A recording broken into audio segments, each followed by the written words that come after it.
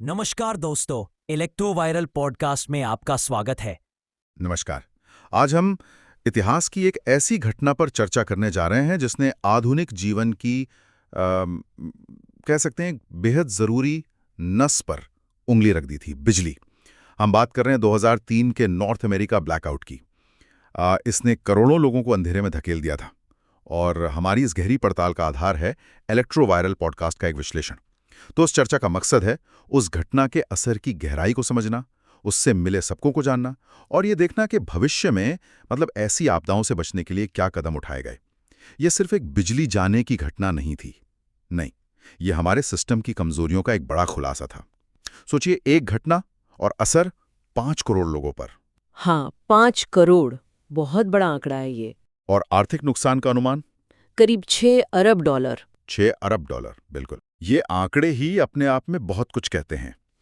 चलिए, इस पूरी घटना और इसके नतीजों को थोड़ा विस्तार से समझते हैं। तो सबसे पहले बात करते हैं कि जब बिजली गई, ठीक उसी वक्त तुरंत क्या हुआ। जो जानकारी सामने आई है, 5 करोड़ से ज्यादा लोग अमेरिका के 8 राज्य और कनाडा का एक हिस्सा अचानक बिना बिजली के रह गए। हाँ, और ये सिर्फ एक असुविधा नहीं थी, जैसा आपने कहा।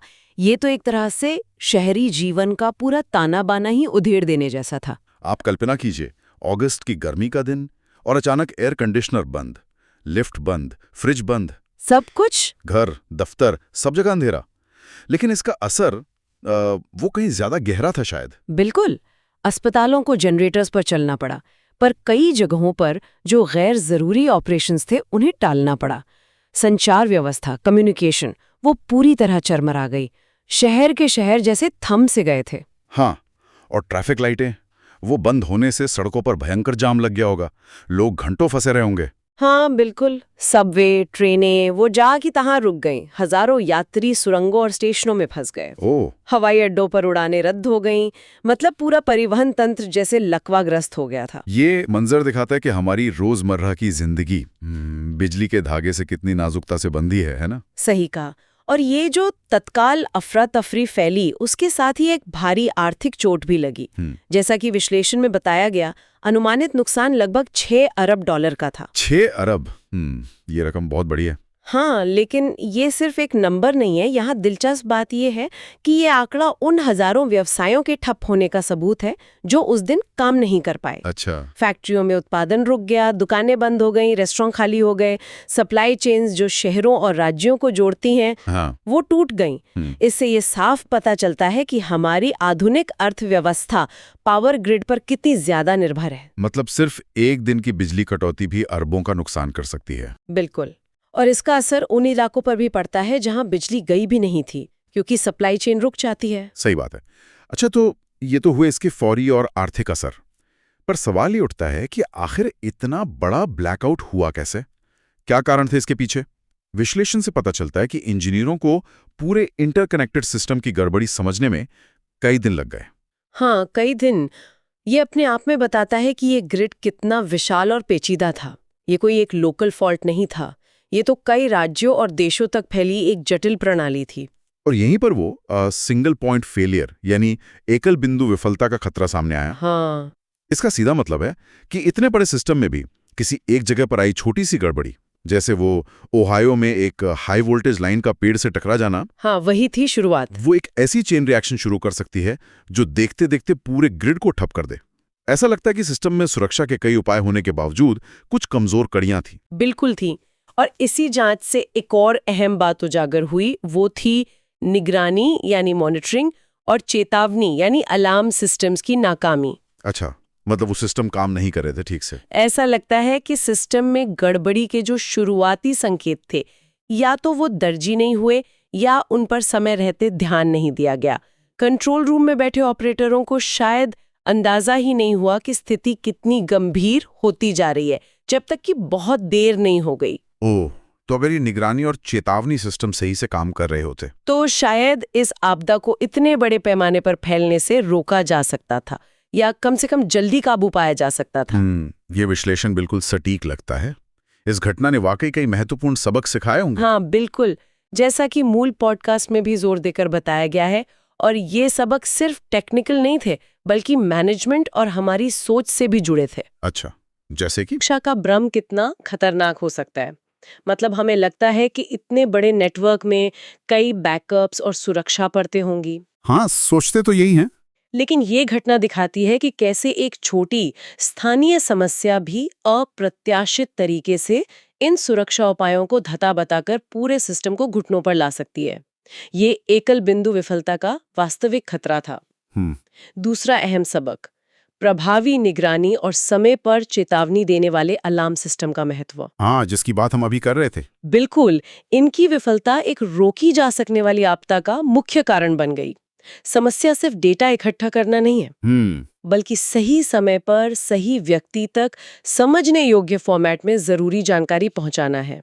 रियल टाइम डेटा और प्रभावी अलर्ट्स किसी उभरती समस्या को विकराल रूप लेने से पहले पहचानने और नियंत्रित करने के लिए अनिवार्य हैं। सही बात है। और तीसरा, जो शायद उतना ही महत्वपूर्ण है, वो ये कि केवल तकनीक पर निर्भर रहना काफी नहीं है। मतलब ऑटोमेशन अपनी जगह है, लेकिन मानवीय हस्तक्षेप, प्रशिक्षित कर्मी और सुदृढ़ बैकअप प्रक्रियाओं की तैयारी वो हमेशा होनी चाहिए। हाँ, क्योंकि तकनीक फेल भी तो हो सकती है। बिल्कुल। क्या होता है जब ऑटोमेशन फेल हो जाए या स्थिति ऐसी हो जिसके लिए सिस्टम प्रोग्राम्ड ही न हो? उस वक्त प्रशिक्षित इंसानों की सूझबूझ और त्वरित निर्णय लेने की क्षमता ही काम आती है। तो मानवीय तैयारी भी उतनी ही जरूरी है जितनी तकनीकी तैयारी। एग्जैक्टली। ये वाकई सोचने पर मजबूर करने वाले सबक हैं। लेकिन क्या स्रोत ये भी बताता है कि इन सबको अमल में लाना कितना मुश्किल रहा होगा? मतलब सिर्फ तकनीकी बदलाव करना काफी था या कुछ और भी करना पड़ा? हाँ, स्रोत इस पहलू पर भी रोशनी डालता है। ये सिर्फ तकनीकी सुधारों का मामला नहीं था। अच्छा। इसके लिए पॉलिसी में बदलाव, ज्यादा निवेश और बिजली कंपनियों के बीच बेहतर कोऑर्डिनेशन की जरूरत पड़ी। उदाहरण के लिए नए नियम बनाए गए जिन्होंने ग्रिड ऑपरेटरों के लिए रिलायबिलिटी के स्टैंडर्ड्स को और कड़ा कर दिया। तो ये एक मल्टी लेवल एफर्ट था जिसमें तकनीक, प्रक्रिया और नियमन तीनों शामिल थे। आसान नहीं था, लेकिन जरूरी था। समझ गया। और अच्छी बात यह है कि इन सबको से सीख ली गई और फिर ठोस कदम उठाए गए। जानकारी के मुताबिक इस ब्लैकआउट के बाद अमेरिका और कनाडा में पावर ग्रिड को ज्यादा मजबूत और भरोसेमंद बनाने के लिए कई अहम बदलाव किए गए। हाँ, काफी बदलाव हुए। जैसे कि स्मार्ट ग्रिड तकनीक, उसको बड़े पैमाने पर अपनाने पर जोर दिया गया। हाँ, स्मार्ट ग्रिड। इसका मतलब है ग्रिड में डिजिटल कम्युनिकेशन और सेंसर्स का जाल बिछाना। इससे क्या फायदा हुआ? इससे न केवल बिजली के प्रवाह की रियल टाइम निगरानी संभव हुई, बल्कि लोड का बेहतर अनुमान लगाकर उसे ज्यादा कुशलता से मैनेज किया जा सकता है। अच्छा, ये ग्रिड को ज्यादा लचीला बनाता है, मतलब रिजिलियंट। गड़बड़ी होने पर जल्दी सामान्य स्थिति में लौटना संभव होता है। और इसके अलावा ऑटोमेशन और वो क्या कहते हैं, रिले कोऑर्डिनेशन, उसमें भी सुधार हुए हैं। हाँ, रिले कोऑर्डिनेशन। इसे ऐसे समझिए कि बिजली ग्रिड में रिले छोटे ट्रैफिक कंट्रोलर की तरह होते हैं। ठीक है। सुधार का मतलब था कि इन कंट्रोलरों को आपस में बेहतर तालमेल बिठाना सिखाया गया, ताकि अगर एक रास्ते पर यानी एक लाइन पर कोई समस्या हो तो वे तुरंत बिजली के प्रवाह को सुरक्षित रूप से दूसरे रास्ते पर मोड़ दें और समस्या को वहीं रोक दें। अच्छा, ताकि वो फैले नहीं। बिल्कुल। इससे वो जो कैस्केडिंग फेलियर होता है ना, उसका खतरा कम हो जाता है। एक छोटी गड़बड़ी पूरे सिस्टम को ठप नहीं कर पाती। ये तो बहुत जरूरी सुधार था। बहुत जरूरी। और एक बहुत ही जमीनी स्तर का लेकिन शायद बहुत महत्वपूर्ण कदम उठाया गया, वो पेड़ों और वनस्पतियों का रखरखाव। हाँ, वेजिटेशन मैनेजमेंट। क्योंकि जांच में ये बात सामने आई थी कि ओहायो में हाई टेंशन तारों का पेड़ों से छू जाना ही इस पूरी घटना का शुरुआती बिंदु था। हाँ, वही ट्रिगर पॉइंट था। तो अब इस पर कहीं ज्यादा सख्ती से ध्यान दिया जाता है कि लाइनों के आसपास पर्याप्त दूरी तक कोई पेड़ पौधे ना हों। बिल्कुल। नियमित रूप से उसकी जांच और कटाई होती है। अगर हम इन बदलावों को बड़े परिप्रेक्ष्य में देखें तो ये क्यों जरूरी थे और इनका असली महत्व क्या है? मूल पॉडकास्ट इस बात पर जोर देता है कि 2003 का ब्लैकआउट सिर्फ एक तकनीकी खराबी या किसी एक ऑपरेटर की गलती का नतीजा नहीं था। नहीं, ये सिस्टम की डिजाइन, अपर्याप्त निवेश, पुरानी तकनीक और मानवीय निगरानी में चूक, इन सब का मिला-जुला परिणाम था। कई स्तरों पर विफलता हुई थी। इस घटना ने वाकई दुनिया भर के इलेक्ट्रिकल इंजीनियरों, ग्रिड ऑपरेटरों और पॉलिसी मेकर्स के लिए एक चेतावनी की घंटी, एक वेकअप कॉल का काम किया। सही बात है। इसने दिखाया कि 21वीं सदी की ऊर्जा जरूरतें और ग्रिड की बढ़ती जटिलता के सामने पुराने तरीके और पुरानी तकनीकें अब नाकाफी थीं। ये एक तरह से भविष्य के लिए चेतावनी थी। इसने ये भी साबित कर दिया कि हमें केवल तकनीकी रूप से उन्नत पावर ग्रिड ही नहीं चाहिए। हाँ, बल्कि ऐसे ग्रिड चाहिए जो ज्यादा लचीले हों, मतलब रेजिलिएंट, जो अप्रत्याशित घटनाओं और तनावों को झेल सकें और उनसे जल्दी उभर सकें। बिल्कुल। और साथ ही उन्हें ज्यादा बुद्धिमान यानी इंटेलिजेंट भी होना होगा। इंटेलिजेंट कैसे? मतलब उनमें खुद से समस्याओं का पता लगाने, उनका विश्लेषण करने और प्रतिक्रिया देने की क्षमता होनी चाहिए। Automated response. अच्छा। ये भविष्य की ऊर्जा सुरक्षा के लिए एक बुनियादी बदलाव था, सिर्फ मरम्मत नहीं। हाँ, ये बदलाव निश्चित रूप से महत्वपूर्ण थे, लेकिन क्या ये पर्याप्त हैं? क्या आज हम कह सकते हैं कि इस तरह का बड़ा ब्लैकआउट दोबारा नहीं हो सकता? क्या आज का ग्रिड पूरी तरह सुरक्षित है? विश्लेषण इस बारे में क्या कहता है? देखिए, पूरी तरह सुरक्षित तो शायद कुछ भी नहीं होता, खासकर इतने जटिल सिस्टम में। हाँ, ये तो है। विश्लेषण यही बताता है कि 2003 के बाद हुए सुधारों ने ग्रिड को काफी ज्यादा मजबूत और लचीला बनाया है। वैसे ब्लैकआउट का खतरा काफी कम हो गया है, लेकिन चुनौतियां भी नहीं आ गई हैं। जैसे साइबर सुरक्षा का खतरा, वो पहले से कहीं ज्यादा है। हाँ, ये तो आजकल हर जगह है। बिल्कुल।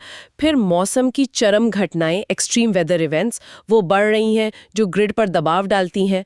और जैसे जैसे हम रिन्यूएबल एनर्जी जैसे सौर और पवन ऊर्जा को ग्रिड से जोड़ रहे हैं, उसकी अपनी कॉम्प्लेक्सिटीज है। तो मतलब काम अभी जारी है। हाँ, कह सकते हैं कि ग्रिड बेहतर हुआ है, लेकिन सतर्कता और निरंतर सुधार की जरूरत वो हमेशा बनी रहेगी। बिल्कुल सही। तो कुल मिलाकर हमने देखा कि 2003 का नॉर्थ अमेरिका ब्लैकआउट सिर्फ एक बिजली संकट नहीं था, बल्कि एक गहरा सबक था।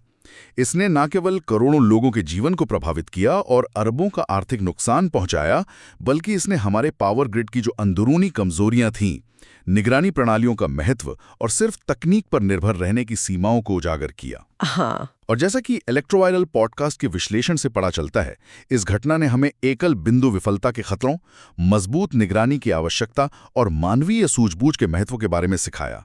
सबसे महत्वपूर्ण बात, इसके परिणाम स्वरूप ग्रिड को अधिक मजबूत, स्मार्ट और लचीला बनाने के लिए जरूरी तकनीकी, प्रक्रियात्मक और नीतिगत सुधार हुए। हाँ, और ये हमें एक महत्वपूर्ण सवाल पर लाके छोड़ता है, जिस पर पॉडकास्ट भी इशारा करता है। ये ब्लैकआउट तकनीकी गड़बड़ी और मानवीय चूक का एक संयोजन था। आज हम पहले से कहीं अधिक जटिल और आपस में जुड़े डिजिटल सिस्टम पर निर्भर हैं, चाहे वो पावर ग्रिड हो, इंटरनेट हो, फाइनेंशियल सिस्टम्स हो या ट्रांसपोर्ट नेटवर्क। हाँ, हमारी निर्भरता तो बहुत बढ़ गई है। हमारी तकनीक लगातार उन्नत हो रही है, लेकिन साथ ही हमारी निर्भरता और सिस्टम की जटिलता भी अभूतपूर्व रूप से बढ़ रही है। ऐसे में ये सोचने वाली बात है, क्या हम भविष्य में छोटी छोटी तकनीकी खामियों या मानवीय चूकों के अप्रत्याशित और बड़े पैमाने पर होने वाले श्रृंखलाबद्ध दुष्प्रभावों से निपटने के लिए वाकई तैयार हैं? ये एक बड़ा सवाल है। क्या हमारी तैयारी उस जटिलता के साथ कदम मिला पा रही है जिसे हम खुद ही रच रहे हैं? ये एक ऐसा प्रश्न है जिस पर निरंतर मनन आवश्यक है। अगर आपको ये जानकारी पसंद आया हो तो चैनल को सब्सक्राइब कीजिए और वीडियो को शेयर करना ना भूलें। जुड़ते रहिए इलेक्ट्रोवायरल के साथ, क्योंकि यही मिलेगी आपको इलेक्ट्रिसिटी से जुड़ी सही और यूजफुल नॉलेज। फिर मिलते हैं अगले एपिसोड में, तब तक के लिए नमस्कार।